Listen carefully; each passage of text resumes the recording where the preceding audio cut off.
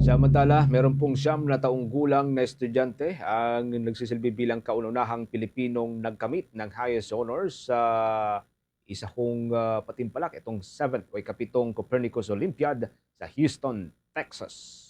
May exclusive report ang Star of Manila. Masaya at honored ang 9-year-old Pinoy student na si Warren Wade Casuga matapos masungkit ang highest honor at gintong medalya sa 7th Copernicus Science Olympiad na ginanap sa Rice University, Houston, Texas.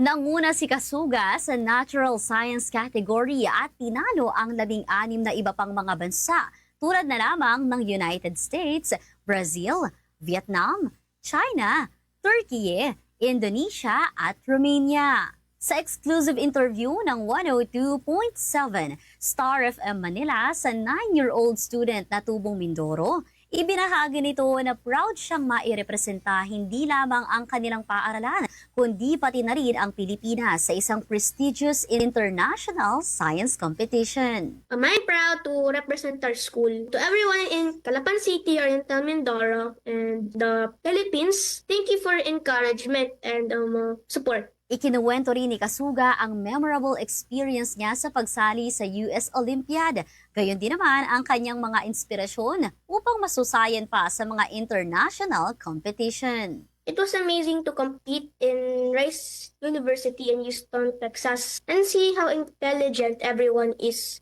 And I'm very happy that I gained friends. I'm also inspired by my teachers because they helped me build my foundation in science and mathematics.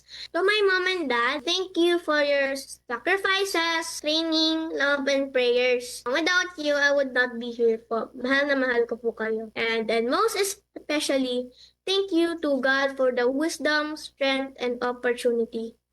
Yan ang report mula rito sa himpilan ng 102.7 Star FM Manila. Nag-uulat, Star DJ Kimi, and this is Bombo Radio Philippines, the #1 and most trusted source of news and information. Basta Radyo, Bombo!